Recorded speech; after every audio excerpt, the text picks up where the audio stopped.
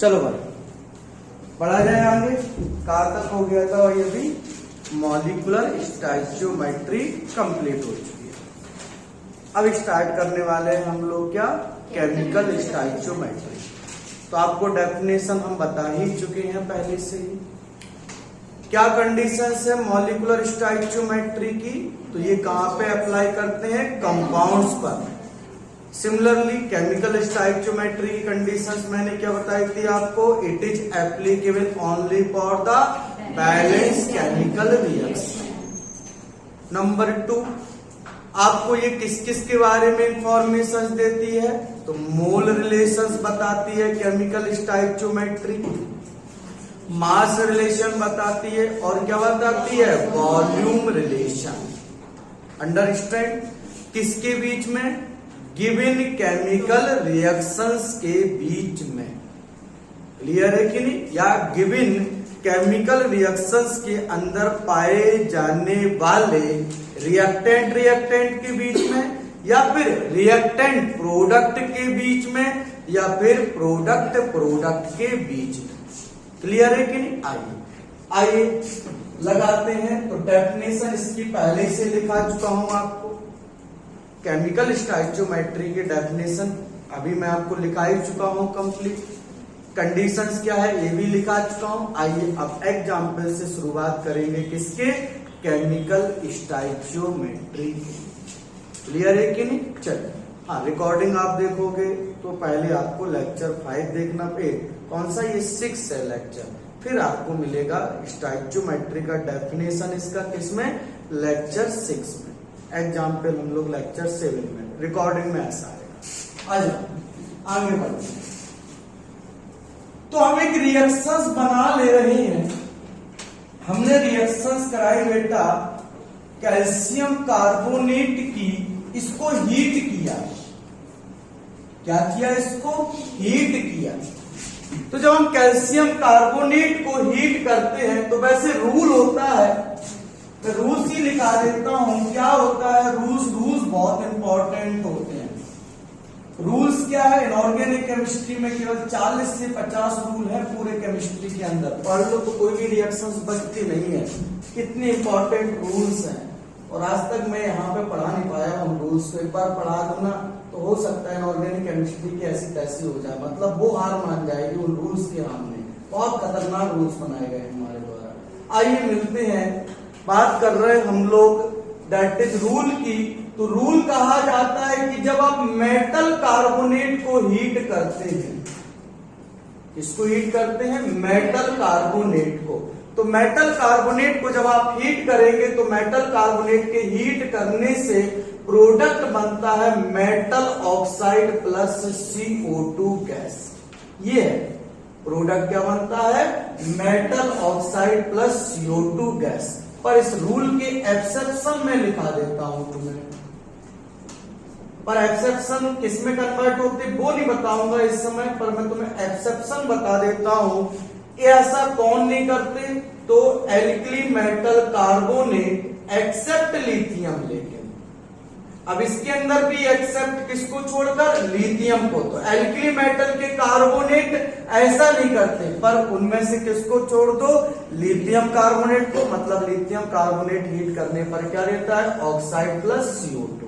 दूसरा exception number 2, carbonate of mercury, carbonate of mercury and silver, वो भी ऐसा नहीं करते। नंबर 3, अब वो क्या करते हैं अभी नहीं बताऊंगा क्योंकि मेरा टॉपिक है स्टोइचियोमेट्री, उस पर मुझे कंसंट्रेट करना है। Next number 3, ammonium carbonate. इसकी बात हो रही है अमोनियम कार्बोनेट की। ये एक्सेप्शन है। बाकी इनको छोड़ के जितने भी कार्बोनेट है इस दुनिया में, किसी भी एलिमेंट का कार्बोनेट है, उसको अगर आप गरमाओगे तो वो गर्म करने पर क्या प्रोड्यूस करेगा? That is oxide plus CO2। तो देखिए मैंने कैल्शियम का कार्बोनेट हीट किया तो रूल्स कहता है कैल्शियम कार्बोनेट को हीट करोगे तो ये ना एल्कली मेटल का कार्बोनेट है, ना कार्बोनेट ऑफ मर्क्यूरी सिल्वर है, ना अमोनियम कार्बोनेट है। तो एक्शन हीटिंग करने पर ये प्रोड्यूस करेगा अपना ऑक्साइड, तो बना कैल्शियम ऑक्साइड और साथ में CO2 गैस। क्लियर है कि नहीं? आओ रिएक्शंस को क्या करें, पहले संतुलित, क्योंकि हमें केमिकल स्टोइकियोमेट्री लगानी है तो हमारी रिएक्शंस कैसी होनी चाहिए, बैलेंस। तो बैलेंस होने के लिए LHS और RHS एटम्स का नंबर कैसा रहना चाहिए, सेम। तो करो कैल्शियम कितना, एक, कितना कार्बन, एक, कितना ऑक्सीजन, 3, 1 और 2 3। रिएक्शंस संतुलित है, मुबारक है। अब रिएक्शंस में रिएक्टेंट प्रोडक्ट के आगे जो नंबर लिखा होता है, इसमें हम रिएक्शंस के अंदर जो रिएक्टेंट एंड प्रोडक्ट का नंबर लिखा होता है उसको हम नाम देते हैं दैट इज द। इस रिएक्शंस को संतुलित करने के लिए आप इन नंबर को यूज करते हैं और इन नंबर को हम नाम देते हैं that is the balancing coefficient. क्या नाम देते हैं इनको, बैलेंसिंग कोफिशिएंट। क्लियर है कि नहीं? आइए अब लगाते हैं यहाँ पे केमिकल स्टोइकियोमेट्री। क्लियर है? आइए तो रिएक्शन चिल्ला चिल्ला के क्या कह रही है कि जब आप एक मॉलिक्यूल, देख लो बेटा समझो, जब आप एक मॉलिक्यूल लेते हैं कैल्शियम कार्बोनेट का, क्या बोला जा रहा है, रिएक्शंस क्या कह रही है, जब आप एक मॉलिक्यूल लेते हैं किसका, कैल्शियम कार्बोनेट का, तो क्या बनता है, एक मॉलिक्यूल ऑफ कैल्शियम ऑक्साइड, यही तो बनना है, 1 मॉलिक्यूल ऑफ कैल्शियम ऑक्साइड, और क्या बनना है, 1 मॉलिक्यूल ऑफ CO2। अब अगर आप मोल्स में खेलना स्टार्ट कर दें, किसमें खेलना स्टार्ट कर दें, मोल्स में, तो मोल्स में लो, तो देखो हमें यहाँ पर एक कोफिशिएंट है तो हम मान रहे हैं यहाँ पे हमने कितना ले लिया इसका, 1 मोल। तो जब आप 1 मोल कैल्शियम कार्बोनेट को गर्म करोगे तो देखो एक मॉलिक्यूल से ये एक मॉलिक्यूल बनना था, तो 1 मोल से ये कितना बनेगा, 1 मोल। ऐसे करना है आपको केमिकल स्टोइकियोमेट्री, बिल्कुल सेम जैसे मैं कर रहा हूं। तो तुम्हें रिएक्शंस लिखना है, फिर जो कोफिशिएंट लिया है उतने ही तुम्हें मोल्स लेने हैं। तो आप कहोगे इसका कोफिशिएंट 1 मोल, तो तुम कहोगे इसको 1 मोल करने पर तो इसका भी कोफिशिएंट कितना, 1 मोल। तो आप कहोगे जब इसको 1 मोल गर्म करते हैं तो ये भी कितना बनता है, 1 मोल, और CO2 भी कितनी बनती है, 1 मोल। ये निकला देखिए मोल का रिलेशन, इसका रिलेशन निकल आया मोल का।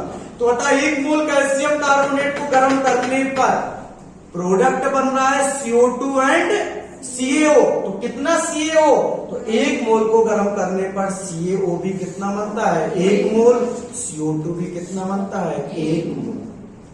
क्लियर है? तो बताओ 1 मोल से ये कितना बनना है, 1 मोल, इसका 2 मोल गर्म किया, तो कह रहा बताओ 2 मोल जब गर्म करेंगे तो क्या बोलोगे, 1 मोल से 1 मोल, तो 2 मोल से ये कितना बनेगा, 2 मोल। ये रिएक्टेंट, ये प्रोडक्ट की बात है। अब कह रहा है बताओ ये 1 मोल खर्च हो रहा है तो CO2 कितना प्रोड्यूस हो रहा है, 1 मोल। तो ये भी देखो रिएक्टेंट प्रोडक्ट के बीच का रिलेशन मोल्स का। अब कहा जा रहा है कि देखो ये बन रहा है जब आपने कैल्शियम कार्बोनेट को गर्म किया, क्वेश्चन समझो, जब आपने कैल्शियम कार्बोनेट को गर्म किया तो कह रहा है कि 1 मोल कैल्शियम ऑक्साइड जब बनता है तो CO2 भी कितना बनता है, 1 मोल। पक्का?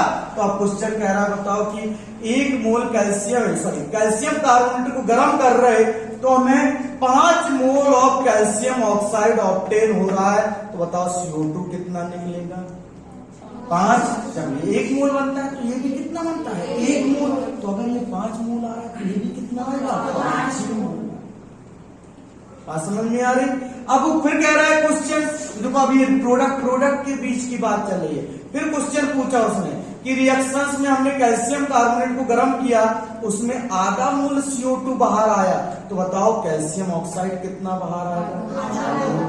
तो भाई जब ये 1 आता था तो ये भी 1 आता था, अब अगर ये आधा आ रहा है तो ये भी कितना आएगा, ये ट्रू रिलेशन है। फिर बाकी हम जिसके लिए जैसा चाहे वैसा, तो तो देखो आप रिएक्टेंट प्रोडक्ट के बीच में रिलेशंस निकाल रहे हैं, इस रिएक्टेंट इस प्रोडक्ट के बीच में रिलेशंस निकाल रहा है, और यहाँ प्रोडक्ट के बीच में रिलेशनशिप निकाल रहा है, तो यही आप क्या बोलेंगे, केमिकल स्टोइचियोमेट्री। अभी तो आपने मोल का रिलेशंस निकाला, अब वेट का रिलेशनशिप निकालते हैं। निकालें वेट का, तो बताओ 1 मोल कैल्शियम कार्बोनेट का वेट कितना है, 100 ग्राम। इसका वेट कितना आ जाएगा, 56 ग्राम 1 मोल कैल्शियम ऑक्साइड का, और 1 मोल CO2 का वेट कितना है, 44 ग्राम। तो हम क्या बोलेंगे, जब हम 100 ग्राम करेंगे कैल्शियम कार्बोनेट ही, तो कैल्शियम ऑक्साइड कितना बनता है, 56 ग्राम, CO2 कितना बनता है, 44 ग्राम। अब उल्टा क्वेश्चन पूछ रहा है, बताओ 56 ग्राम कैल्शियम ऑक्साइड को बनाने के लिए कैल्शियम कार्बोनेट कितना ग्राम करना पड़ेगा, 100 ग्राम। 44 ग्राम CO2 को बाहर निकालने के लिए कितना कैल्शियम कार्बोनेट गर्म करना पड़ेगा, 100 ग्राम। अब कह रहा है 44 ग्राम CO2 बाहर आ रही है रिएक्शंस में कैल्शियम कार्बोनेट को गर्म करने पर, तो बताओ कैल्शियम ऑक्साइड कितना आ रहा होगा, 56 ग्राम।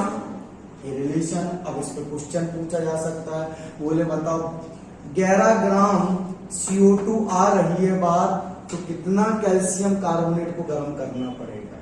तो भाई जब ये 100 गर्म करते हैं तो ये कितना मिलता है, 44, या जब ये 44 ग्राम बनती है तो कैल्शियम कार्बोनेट कितना खत्म होता है, 100 ग्राम। तो बताओ 1 ग्राम से कितना हो जाएगा, तो 44 ग्राम से बेटा 100 ग्राम लगता है, 44 ग्राम के लिए कितना लगता है, 100 ग्राम। तो एक के लिए 100/44, तो 11 ग्राम के लिए 100/44 इंटू 11, ये आ गया 4, ये आ गया 25, तो आपको 25 ग्राम लगेगा। समझ में आ रही कि नहीं। चल, तो ये मोल का रिलेशनशिप निकाल आया, वेट का रिलेशनशिप निकाल आया, रिएक्टेंट प्रोडक्ट के बीच में या प्रोडक्ट के बीच में। अब निकालते हैं वॉल्यूम का, तो बेटा ये सॉलिड है, सॉलिड का वॉल्यूम नहीं होता, इसका भी वॉल्यूम नहीं, और ये गैस है, गैस वॉल्यूम ऑक्युपाई करेगी H2 पर, और इसका वॉल्यूम कितना होता है, तो 1 मोल CO2 का वॉल्यूम कितना हो गया, 22.4 लीटर। अब कह रहा है बताओ 22.4, तो 1 मोल ऑफ कैल्शियम कार्बोनेट को गर्म करने पर कितना CO2 का अमाउंट बाहर आएगा लीटर में, 22.4। या फिर 100 ग्राम को गर्म करने पर कितना CO2 का वॉल्यूम आएगा, 22.4। या जब 22.4 लीटर CO2 बाहर आ रही है, तो कैल्शियम ऑक्साइड का कितना वेट बाहर आएगा, 56 ग्राम। रिलेशन देखो बेटा, ये वही 56 ग्राम और ये कितना, 22.4। पक्का कह रहा 22.4। आपको क्वेश्चन में पूछ रहा है कि बताओ हमने कैल्शियम कार्बोनेट को हीट किया, उससे 11.2 लीटर गैस CO2 मिली कुल मात्रा में, तो तुमने कितना कैल्शियम कार्बोनेट गर्म किया था, 50। खत्म। यही तो है केमिकल स्टोइचियोमेट्री। बस कॉन्सेप्ट स्ट्रॉन्ग करो अपने, कुछ नहीं है बेटा। मैंने कहा ना ये सबसे आसान चैप्टरों में से एक चैप्टर है। बस आपको अपनी बातें एग्जैक्ट क्लियर होनी चाहिए, और बेसिक नॉलेज कि इतने से इतना बनेगा तो इतने से कितना बनेगा, ये आना चाहिए। दैट इज हम इसको कहते हैं सब्जी मंडी, मतलब मार्केटिंग आपको करनी आनी चाहिए। क्लियर है। ये हो गया पहला एग्जाम्पल मॉलिक्यूलर स्टोइचियोमेट्री का। तो आइए सुनिए मॉलिक्यूलर स्टोइचियोमेट्री का क्वेश्चन से केमिकल स्टोइचियोमेट्री का ये क्वेश्चन एग्जाम्पल बन गया। अब हम कैसे पहचानेंगे ये हमारा क्वेश्चन केमिकल स्टोइचियोमेट्री का है कि नहीं।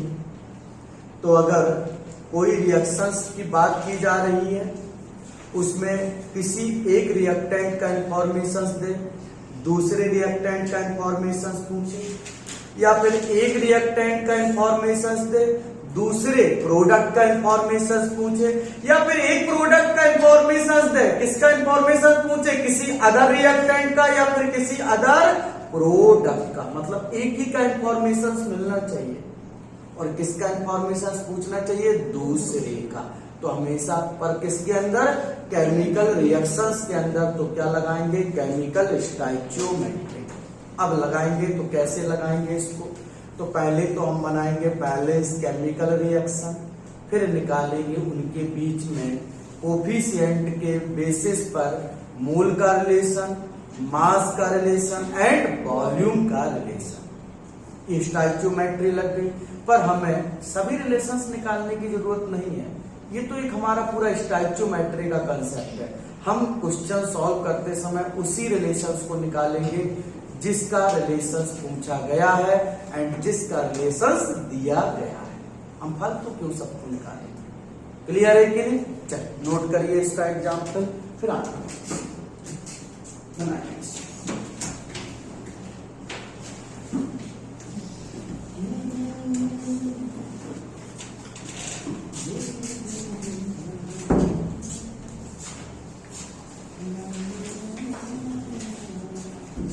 हटाओ इसको, रूलू हटा दूं।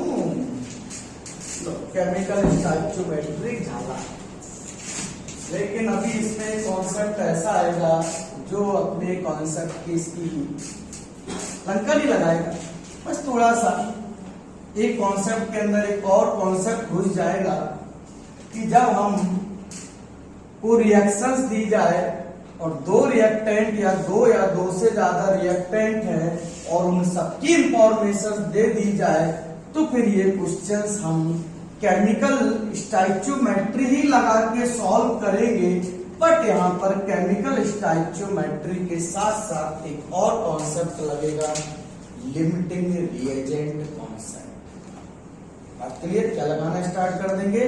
लिमिटिंग रिएजेंट कॉन्सेप्ट, जो कि सबसे मजेदार कॉन्सेप्ट। हम इसको रोटी सब्जी कॉन्सेप्ट बुलाते हैं। है बहुत आसान। रोटी सब्जी समझ में आ गई तुम्हें? रोटी सब्जी खाना सिखाएंगे तुमको कैसे खाई जाती है, और उसका एक फिक्स पैमाना है। ज्यादा तो नहीं खाती हमेशा? कितना रोटी खाती? एक या दो। देखो फिक्स स्टाइल लड़कियों का ही फिक्स स्टाइल होता है, तो हम लड़कियों का ही एग्जाम्पल लेते हैं। अभी हमने हर बैच में हर साल में स्टूडेंट को मेडिकल कॉलेज भेजता रहता हूँ, है ना, खाना खिलाने के लिए। कम से कम वही मिल जाए। देखो जैसे बैठी रहती है ना, बोले आज तो संडे था, हमारा चखना का वो दिन था, है तो आजकल बिल्कुल बंद कर दिया कि चालू है तो सब टोटल पहले भाई अपना जैसे ही अपना बढ़िया बोतल रंगीन लेके आती थी, उसमें बढ़िया 2-4 ढक्कन, 2 बूंद जिंदगी की थोड़ा थोड़ा चाहिए रहता होगा, है ना। कष्ट हो जाता है जिंदगी में, है बहाने, कई बहाने होते हैं इंसान के पास कष्ट दूर करने के। मर जाता है तो गम, बोले आज गम ज्यादा है थोड़ा सा लेते हैं। खुशी हो जाती है ज्यादा तो भाई पार्टी करती है, बहाने ढूंढता है इंसान। बोले आज फाइटिंग हो गई, बोले चलो आज चल के गम बिटाते हैं। क्या कह रही हो तुम? गलती से मत पी लेना, नहीं तो पता चले कहीं रोड पे गिरी रहो, है ना। और क्या, हाँ ध्यान रखना इस बात का। गाना गाते रहो, इतना मत डाला करो प्याली में, मैं गिर गई फिर से नाली है। ऐसा बिल्कुल खान मत करना तुम भैया। आओ इधर, नहीं आओ आगे बढ़ते हैं। आइए क्वेश्चन देखो। अब क्वेश्चन पूछ रहा है फिर से, कह रहा है व्हाट अमाउंट। आइए क्वेश्चन सॉल्व करते हैं। तो मैं पहला एक क्वेश्चन सॉल्व कर देता हूं, फिर तुम आराम से सॉल्व करना। कह रहा what amount of magnesium carbonate is required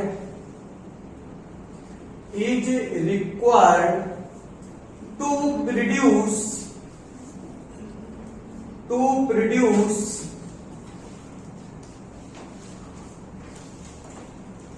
produce 5.6 liter of CO2 at STP।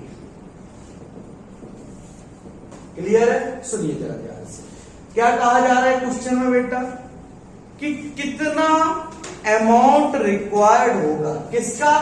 Magnesium carbonate का। क्या प्रोड्यूस करने के लिए? 5.6 लीटर CO2 कहां पर? STP पर। ये क्वेश्चन है तुम्हारा भैया। क्लियर है? चलो तो देखो क्या क्वेश्चन समझो। पहले एक कंपाउंड्स गिवन है और उसके अंदर एक रिएक्शंस गिवन हो रही है। अब देखो इसमें दिखा रहा है कि इतना हमने मैग्नीशियम कार्बोनेट लिया था, उसको हीट किया तो उसने बनाया। तो जब किसी रिएक्शंस में मतलब का क्वेश्चन में ऐसा बोले कि प्रोड्यूस या रिक्वायर्ड कंपाउंड की बात करें तो मतलब प्रोड्यूस हो रहा है या रिक्वायर्ड हो रहा है, तो मतलब वो बात करना चाहते हैं किस किस के बीच में, रिएक्टेंट एंड प्रोडक्ट के बीच में। मतलब यहाँ पे केमिकल चेंज आया, मतलब क्या टेक्स्ट प्लेस हुई यहाँ पर, एक केमिकल रिएक्शन। बात क्लियर है। अब रिएक्शंस है तो बेटा रिएक्शंस क्या हुई, what amount of magnesium carbonate produce. तो बेटा ये रिएक्टेंट है और क्या बन रहा है आपका प्रोडक्ट CO2। तो रिएक्टेंट का इंफॉर्मेशन पूछा जा रहा है और प्रोडक्ट का इंफॉर्मेशन दिया जा रहा है। So use the chemical stoichiometry. But condition इसको अप्लाई करने से पहले सबसे पहला स्टोइचियोमेट्री का जब भी क्वेश्चन हो बस तुम एक काम कर डालो, केवल रिएक्शंस बना डालो, क्वेश्चन सॉल्व हो जाएगा। केवल रिएक्शंस बना डालो और कंडीशन ही है पहली कि chemical stoichiometry is applicable only for the balance chemical reactions. तो जब तक हमारे पास बैलेंस केमिकल रिएक्शंस नहीं होगी हम इस क्वेश्चन को सॉल्व कर ही नहीं सकते। सो आओ पहले तो रिएक्शंस बनाओ। तो मैग्नीशियम कार्बोनेट को हीट किया जा रहा है, तो कार्बोनेट को हीट करने पर अभी सर ने समझाया था क्या बनता है, इसी का ऑक्साइड, तो मैग्नीशियम ऑक्साइड और साथ में CO2 गैस। अब संतुलित करो इस अभिक्रिया को। तो एक मैग्नीशियम कार्बोनेट हमने ले लिया, तो इसमें कितना मैग्नीशियम, एक, इधर भी कितना मैग्नीशियम, एक, इधर कितना कार्बन, एक, इधर भी कार्बन, एक, इधर ऑक्सीजन कितने, 3, और इधर ऑक्सीजन कितने, 3, बैलेंस है। अब रिलेशंस निकालो। तो जिसका रिलेशंस पूछ रहा है उसका और जिसका दिया गया है उसके बीच में। तो बताओ हम इसको मोल्स में लो। तो बेटा इसका कोफिशिएंट 1 है तो इसका 1 मोल ले लो। इसका भी कोफिशिएंट कितना है, 1 मोल, तो इसका भी 1 मोल ले लो। तो क्या कहा जा रहा है, साफ साफ रिलेशंस निकला कि जब 1 मोल ऑफ मैग्नीशियम कार्बोनेट खत्म होता है तो CO2 भी कितनी बनती है, 1 मोल। अब इसका वेट पूछ रहा है, इसका वॉल्यूम। तो एक काम करो, 1 मोल मैग्नीशियम कार्बोनेट का वेट निकाल लो। तो इसका वेट निकालो, कितना आ जाएगा, 24 और 12 कितना हो गया, 24 12 84 ग्राम आ गया टोटल। भाई ये 48 12 60 और 24 कितना, 84 ग्राम। तो ये इसका 1 मोल का वेट निकला 84 ग्राम और इसका 1 मोल का वॉल्यूम HTP पर कितना, 22.4 लीटर। तो साफ साफ रिलेशंस क्या निकला कि जब ये 22.4 लीटर बनता है तो ये कितना खत्म होता है, 84 ग्राम।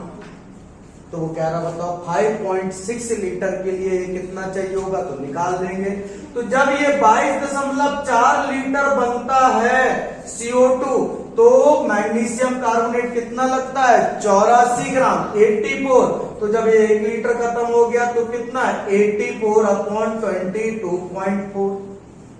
बोलो तो बताओ जरा ध्यान से, 5.6 के लिए कितना लग जाएगा, 84/22.4 इंटू 5.6। बैकअप क्लास है बेटा, रेगुलर क्लास होती तो मोल कंसेप्ट की रच्चियां हो जाती। ये 4 हो गया, ये कितना आ जाएगा, 21। तो आंसर आ गया 21 ग्राम। इतना आ गया तो खत्म। खुशी खुशी खुद खुशी कर ली, खुशी खुद से खुशी हो गया, खुशी।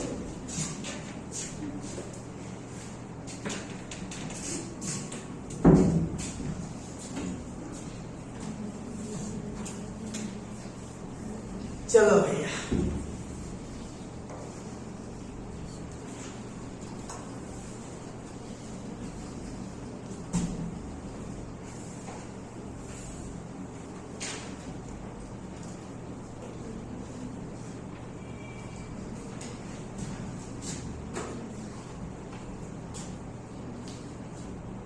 बोला भाई चला है नहीं, तुम्ही लोगों से पूछ रहे हो, उसको नहीं पूछ रहे भाई। बोलो भाई चला जाएंगे। ये क्वेश्चन समझ में आया नहीं आया? तो भाई ऐसे ऐसे करते हैं, ऐसे ऐसे नहीं करते।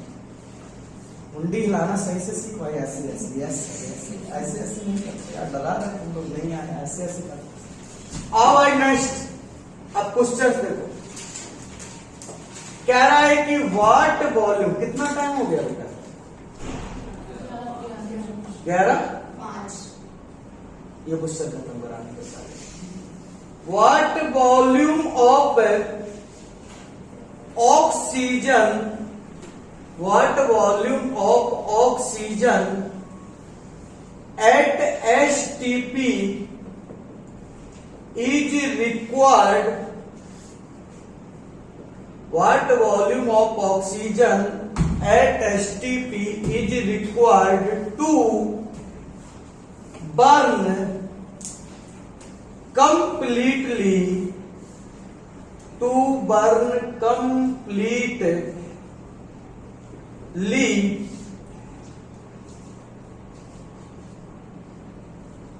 8 gram of methane, 8 gram of methane. तो कह रहा है 8 ग्राम ऑफ मीथेन को जलाने के लिए कितना ऑक्सीजन का वॉल्यूम लगेगा एसटीपी पर। क्लियर है? तो बेटा कोई भी चीज दुनिया में जलती है, कोई भी चीज हो, तो उसको जलाने के लिए बेटा हमेशा क्या लगता है? ऑक्सीजन। और जब आप ऑक्सीजन की प्रेजेंस में किसी को जलाते हैं तो इस रिएक्शंस को कहते हैं कंबसन, या इसी को ही जब और कंप्लीट कंबसन होता है, पूरा जलता है, तो यही कंप्लीट कंबसन कहलाया जाता है, उसका ऑक्सीडेशन। क्या नाम देते हैं इसको? ऑक्सीडेशन। तो जब आप ऑक्सीजन से अभिक्रिया कर रहे हैं तो एक प्रकार से आप इसको कंबसन भी बोल सकते हैं, या आप बोल रहे हैं कि आप क्या करा रहे हैं, उसका ऑक्सीडेशन। दोनों टर्म यूज कर सकते हैं। अब जब कोई जलेगा तो जलाने के लिए हमेशा क्या चाहिए होगा? दुल्हन माचिस। और क्या माचिस से तो जलाओगे? हमारे कानपुर में बड़ी फेमस थी दुल्हन माचिस, टैगलाइन था उसका, जिंदगी में आग लगा दे। उसमें लिखा रहता था दुल्हन माचिस जिंदगी में आग लगा दे। पहले मुझे समझ में नहीं आया कि ऐसा क्यों लिखा रहता है, लेकिन जिस दिन मेरी दुल्हन आ गई उसके बाद मुझे समझ में आ गया कि इसमें क्यों ऐसा लिखा रहता है कि दुल्हन माचिस जिंदगी में आग लगा दे। मतलब दुल्हन माचिस खतरनाक माचिस होती है ना। पहले मुझे समझ में नहीं आता था, लेकिन जब दुल्हन आ गई तो मुझे समझ में आने लगा, हाँ कैसी बात हो रही है भाई, कैसे क्यों बोला गया ये बात भाई, जिसने सोच समझ के। और यूपी में कनपुरिया जितने लोग होते हैं उनको कनपुरिया बोला जाता है, और उनके अन्नाज बड़े निराले होते हैं। घड़ी साबुन हमारे बिल्कुल घर के पास का है, कानपुर का ही है।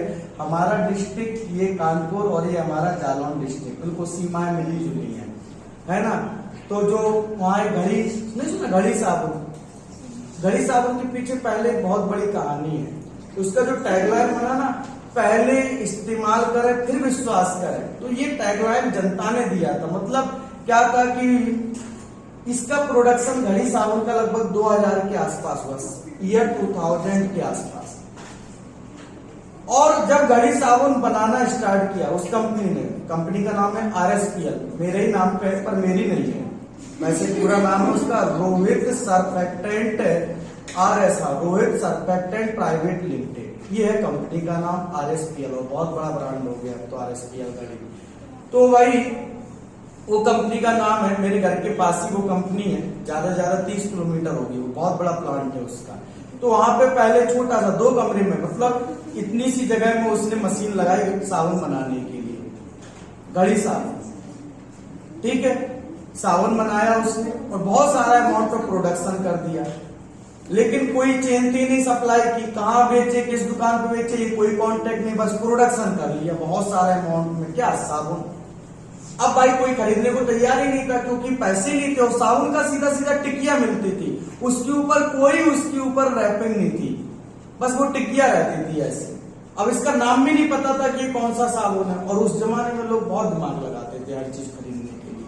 तो ये जब साबुन आया तो इसके ऊपर कोई कवर नहीं था, और ऐसी टिकिया थी, और वो पैकेट पन्नी में बंद हुआ करता था, पैकेट को पॉलिथीन में ऐसी टिकिया बन के आती थी, 5 टिकिया, 5, और वो पैसे में मिला करती थी ऐसी 5, जैसे नहीं टिकिया का मतलब एक पूरी टिक्की साबुन की, तो ऐसी पन्नी में 5-5 6-6 के पैकेट भरे रहते हैं, कोई नहीं खरीदता था दुकानों में, गाँव में तो कोई नहीं खरीदता था। तो फिर घड़ी साबुन वाले ने दिमाग लगाया, टेंशन में आ गया, और उसका साबुन बहुत अच्छा था, तो वो टेंशन में आ गया, कोई खरीदने को तैयार ही नहीं है।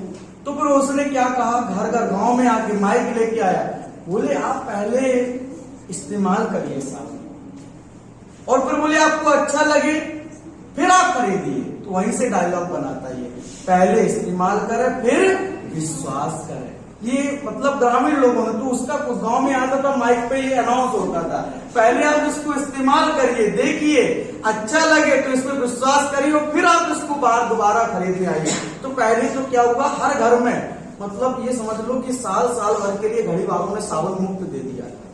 मतलब पूरा बोरा भर के साबुन आया था, हमारे घर में खुद आया था। मैं क्यों ऐसा मान लू, हमारे घर में खुद एक बोरा भर के घड़ी कंपनी के गाड़ी आई थी, कोई पहले वो चलती थी महिंद्रा, वो नहीं देखा होगा पुराने जमाने की महिंद्रा गाड़ी, तो उसी में वो बोरे भर के कहीं ट्रैक्टर में या ट्रॉली में बोरे भर के लाते थे घड़ी के साबुन के, बहुत बड़े बड़े, पूरा बैग उठाने में बहुत मत, क्योंकि उसमें पूरा बहुत एक ही पैकेट बहुत भारी होता है। तो उन्होंने क्या किया, हर घर में एक एक बोरी साबुन छोड़ा, बोले आप कुछ भी करिए, गाड़ी धुलिए, ट्रैक्टर धुलिए, कपड़े धुलिए, कुछ भी धुलिए, बोले साफ जरूर होगा, 100% साफ होगा। और सच में साफ हो रहा था। तो भाई यहीं से वो डायलॉग निकला, और निरमा की लगाई बात। उसमें निरमा कंपनी का साबुन बहुत ज्यादा अच्छा चलता था, सबकी पसंद है निरमा खत्म हो गई है ना, उसमें 4-5 बहनें आ जाती थी, दो दिशी सफेदी है ना, निरमा से आई, ऐसा है ना, सबकी पसंद निरमा, ऐसा वो गाना चलता था है ना। अब वो मुझे याद नहीं, पूरा उस जमाने में याद हुआ करता था है, हाँ हेमा मीना ऐसा ही कुछ, सुषमा रीना, ऐसे नाम 4-5 सहेली आ जाती जो वो तो संगीत गाना स्टार्ट कर देती थी। सुना देंगे, तुम यूट्यूब पे पढ़ा है, देख लेना, पुराना एड बहुत अच्छा है। उस जमाने का वो एड आता था ना, तो जितनी बुड्ढे होते थे वो टिक टिक लगा के देखना स्टार्ट कर देते थे, है ना। वो बुड्ढों को एड बड़ा पसंद हुआ करता था उस जमाने में, बड़ा क्रेज था। वो पहले के जमाने की बात है, तुम लोग कभी उस लाइफ को फील नहीं कर सकते। वो एक ऐसा लाइफ था, ऐसा जीवन था ना, वास्तविक मजा आता है उसमें जीने में, रहने में। आओ भाई, तो सबसे पहले तो भाई किसी को भी जलाएंगे, जलाने के लिए क्या लगता है, ऑक्सीजन।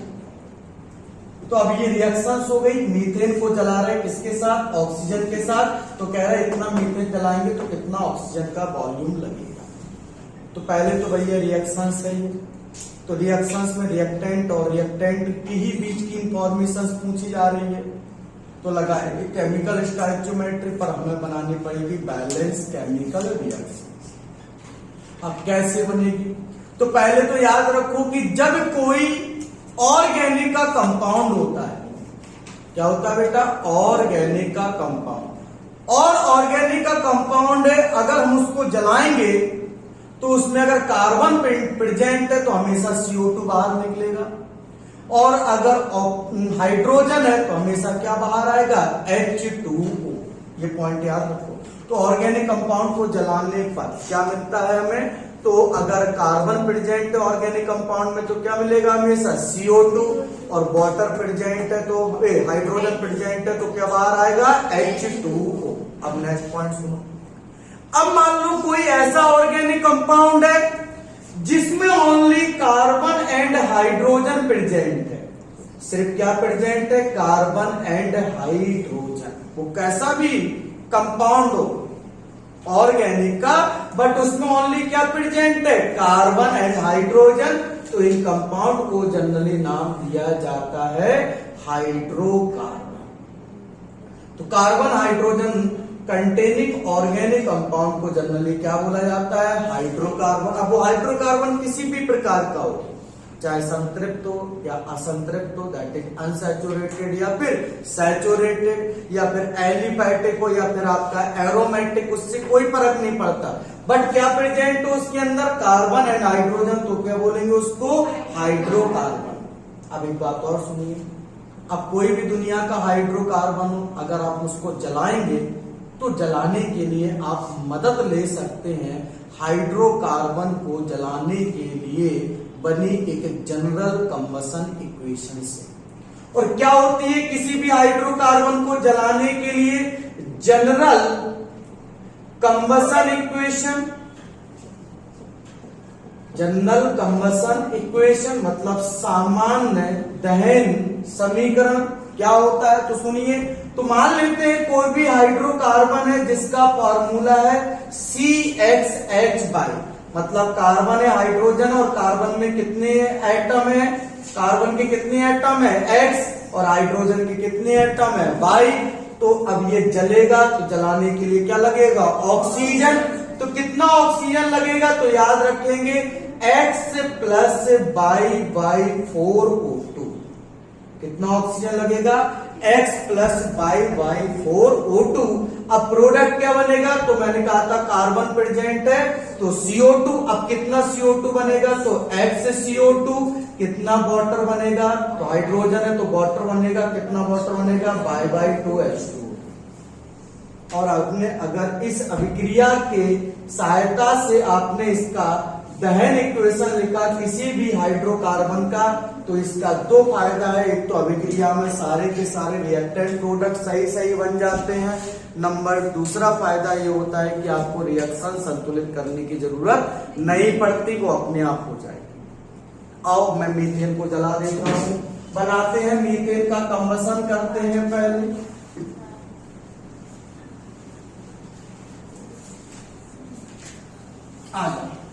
तो मीथेन का कंबशन देख लो, क्या कहा जा रहा है मीथेन का कंबशन। तो बताओ मीथेन में X का वैल्यू कितना है 1 और Y का वैल्यू कितना है 4।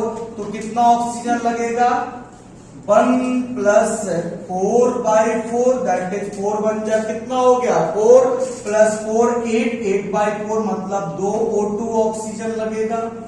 कितना CO2 बनेगा तो 1 CO2। कितना वाटर बनेगा तो Y की वैल्यू 4/2 तो मतलब 2 H2। देखो रिएक्शन संतुलित है बेटा, संतुलित करने की जरूरत नहीं है। एक कार्बन कितने हाइड्रोजन 4। कितना ऑक्सीजन 2 दूनी 4, 2 और 2 4, खत्म। अब रिएक्शंस बैलेंस हो गई, अब रिलेशंस खत्म। तो किस किस की बात हो रही है, मीथेन और ऑक्सीजन। तो देखो यहाँ मीथेन का कोफिशिएंट 1, तो इसका 1 मोल लो। तो कहा जा रहा है कि 1 मोल अगर मीथेन को जलाएंगे तो ऑक्सीजन का कोफिशिएंट कितना 2 मोल। तो ऑक्सीजन कितनी लगेगी 2 मोल। समझ में आई कि नहीं, ये बात समझ में आ रही कि नहीं भाई। मीथेन और ऑक्सीजन के बीच में रिलेशन देखो, जब ये 1 खत्म होता है तो ये कितना खत्म होता है 2। तो जब 1 मोल ये खत्म होगा तो ये कितना मोल्स खत्म होगा 2 मोल्स। तो ये रिलेशन निकल आया, ट्रू रिलेशन। अब क्वेश्चन में मीथेन का क्या दिया है वेट, ऑक्सीजन का क्या पूछ रहा है वॉल्यूम। तो इस रिलेशन को वेट और वॉल्यूम के टर्म में कन्वर्ट कर लो।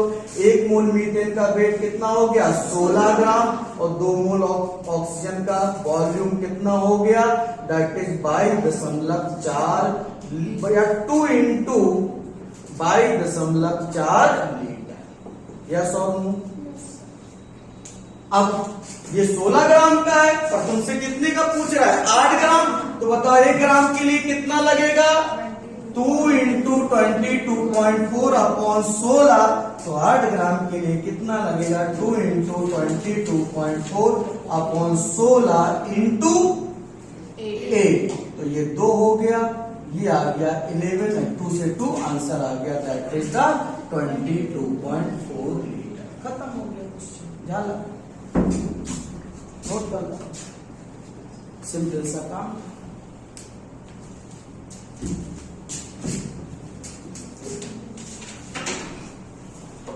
पहले आपने रिलेशंस निकाला, ये अभिक्रिया बनी। अब रिलेशंस निकाला तो ये 1 खत्म हो रहा है तो इसका कोफिशिएंट कितना है 2। जब ये 1 एटम 1 मॉलिक्यूल खत्म होता है मीथेन का तो ऑक्सीजन के कितने मॉलिक्यूल्स खत्म होते हैं 2। तो जब ये 1 मोल खत्म होगा तो ये कितना खत्म होगा 2। अब उसका इसका ऑक्सीजन का वॉल्यूम पूछ रहा था, मीथेन का वेट दिया था तो हमने वेट निकाल लिया। 1 मोल मीथेन का वेट कितना 16 ग्राम। 1 मोल ऑक्सीजन का कोई भी गैस हो उसका 1 मोल का वॉल्यूम 22.4 लीटर। तो 2 का कितना हो गया 2 इंटू 22.4 लीटर। तो 1 ग्राम का वेट बेटा 2 इंटू 22.4 अपॉन 16 लीटर बनेगा। तो 8 ग्राम से बन गई कितनी 22.4। क्लियर है।